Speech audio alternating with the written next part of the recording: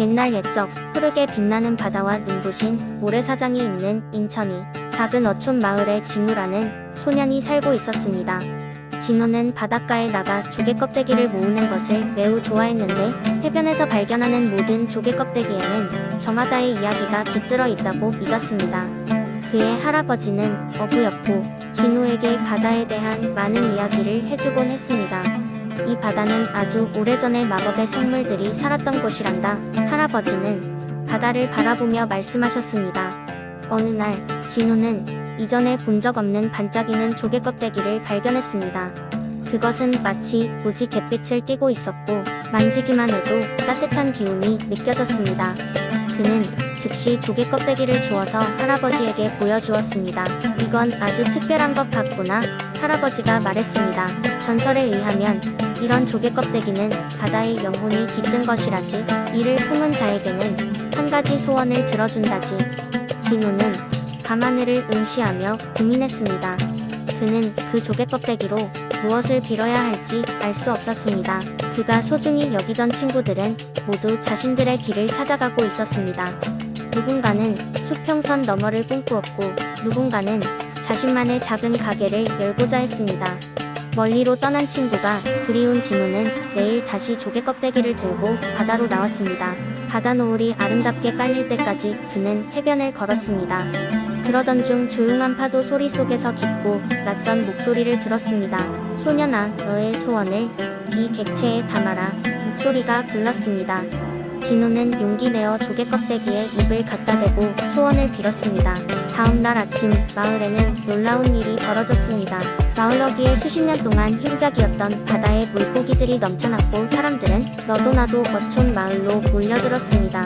친구들은 다시 돌아왔습니다. 그들은 함께 마을을 지키고 서로의 꿈을 이루기 위해 협동하기 시작했습니다. 진우는 자신의 작은 소원 하나가 이렇게 커다란 변화로 이어질 줄은 꿈에도 몰랐습니다. 그러나 무엇보다도 중요한 것은 마법의 조개 껍데기가 바다의 목소리를 다시금 마을에 전했다는 사실이었습니다. 진우는 그날 이후로도 매일 해변을 걸으며 늘 그날의 바다 냄새와 파도 소리를 소중히 기억했습니다. 두 번째 이야기. 옛날 옛적 영주의 아름다운 산세와 맑은 물줄기 사이에는 해모수라는 이름을 가진 용맹한 청년이 살고 있었다.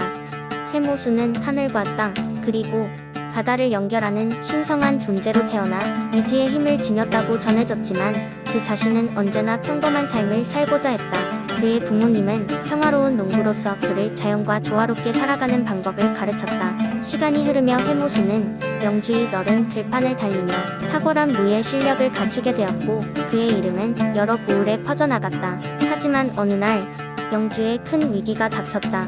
마을에 갑자기 극심한 가뭄이 찾아와 강과 호수가 말라붙고 농작물은 시들어갔다. 마을 사람들은 불안과 공포 속에서 하루하루를 힘겹게 보냈다. 해모수는 이 문제를 해결하기 위해 마음을 다잡고 전설 속 황금 연못이 있다는 소문을 듣고 그곳을 찾아가기로 결심했다.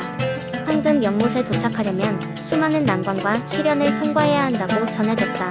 해모수는 이 여정에서 자신의 용기와 지혜를 시험받게 될 것이며 연못에 도달하면 모든 것을 고쳐낼 수 있는 황금빛 물이 쏟아진다는 것을 알았다. 그는 먼저 산 깊숙한 곳에 있는 어둠의 숲으로 향했다. 어둠의 숲은 빛 한 줌 들어오지 않는 무서운 곳으로 미로처럼 얽혀있는 나무들 사이로 길을 찾아가야 했다. 해모수는 집중력을 잃지 않고 마음의 눈을 뜨고 길을 찾아 나섰다. 그렇게 몇 날 며칠을 헤맨 끝에 마침내 숲의 끝자락에 다다르게 된다. 그곳에는 오랜 세월을 지켜온 마법의 사자가 기다리고 있었다. 사자는 해모수에게 말을 걸어왔다. 인간이여, 내가 황금 연못을 찾고자 한다면 먼저 나의 수수께끼를 풀어야 할 것이다. 그것이 너의 첫 번째 시험이다. 해모수는 두려움을 버리고 사자의 수수께끼를 풀기를 시작했다. 수수께끼는 이러했다. 밤에는 오고 낮에는 사라지나 실체가 없는 그것은 무엇이냐? 해모수는 잠시 고민했으나 곧 정답을 알아차렸다. 그것은 바로 꿈입니다. 라고 답했다. 사자는 그의 지혜에 감탄하며 지나갈 수 있도록 허락했다. 마법의 사자를 통과한 해모수는 또 다른 장벽, 거대한 폭포를 맞닥뜨린다. 이 폭포는 그 누구도 넘지 못했다는 전설의 세찬 물줄기를 피하면서 그를 기다리고 있었다. 하지만 해모수는 이 폭포가 바로 연못으로 가는 마지막 관문임을 깨닫고 그의 참된 힘을 발휘하여 폭포를 걷기 시작했다. 그 순간 그의 몸은 황금빛으로 변화하였고 그에게 내재된 신비한 힘이 드러났다. 그렇게 폭포를 넘어선 해모수는 마침내 황금 연못에 도착하게 된다. 연못은 상상 속에서도 그려볼 수 없을 만큼 눈부시게 반짝였고 그 중앙에는 황금빛의 물줄기가 솟구치고 있었다. 해모수는 그 물을 한 병에 담아 마을로 돌아갔다. 그가 마을에 도착했을 때는 그의 용맹과 희생정신에 대한 소문이 빠르게 퍼져나갔고 주민들은 해모수를 환영했다. 해모수는 황금 연못의 물을 가뭄으로 메마른 대지에 흩뿌렸고 그 즉시 땅은 다시금 풍요로움을 되찾았다. 이리하여 영주는 다시 푸르른 생명으로 가득하게 되었고 마을 사람들은 해모수를 전설적인 영웅으로 추앙했다. 그리고 그 후로도 해모수의 이름은 오래도록 잊히지 않고 사람들 사이에 전해져 내려왔다는 이야기이다. 세 번째 이야기. 옛날 옛적 한국 강원도 평창의 깊은 산속에는 마을 사람들이 눈꽃 여왕이라 부르는 신비로운 존재가 살고 있었다. 그녀는 산악지대에 매년 겨울이 찾아올 때마다 수많은 눈송이를 세상에 내리고 겨울 동안 마을을 하얗고도 아름답게 물들였다. 눈꽃 여왕은 사람들에게 고마움을 받기도 했지만 그 힘을 두려워하는 이들도 있었다. 어느 날 마을 사람들은 여름과 겨울의 균형이 맞지 않는다고 느끼기 시작했다. 여름이 점점 짧아지고 겨울이 더욱 길어지면서 마을은 위기에 처하게 되었다.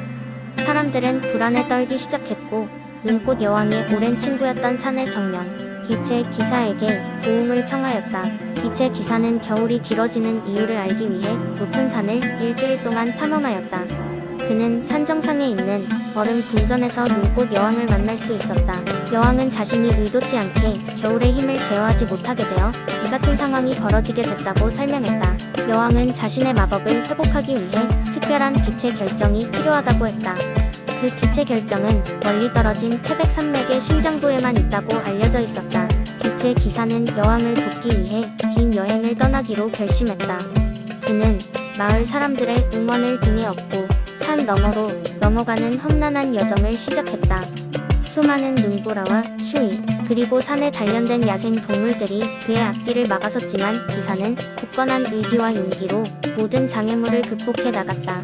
드디어 몇 주 후 빛의 기사는 태백산맥의 심장부에 도달했다. 그곳은 환상적인 빛의 결정들이 깔린 신비로운 동굴이었다. 기사는 결정의 힘을 그 손에 쥐고 평창으로 돌아가 눈꽃 여왕에게 주었다. 눈꽃 여왕은 그 결정의 빛을 통해 자신의 마법을 회복했고 곧이어 균형을 유지할 수 있는 능력을 되찾았다. 그녀는 마법을 사용해 겨울과 여름의 조화를 이루고 마을 사람들은 다시 평화롭게 살아갈 수 있었다. 그 이후로 빛의 기사는 마을의 영웅으로 칭송받게 되었고 눈꽃 여왕과의 우정은 더욱 깊어졌다.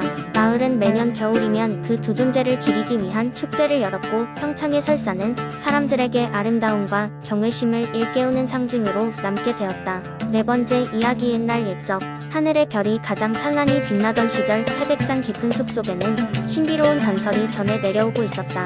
수많은 나무들이 웅장하게 서있고 그 사이로 맑은 계곡물이 흐르던 태백산의 어느 한적한 곳, 낮에는 따사로운 햇살이 나뭇잎 사이로 스며들었고 밤이 되면 별이 천상에서 산원덕을 은은하게 밝혀주었다.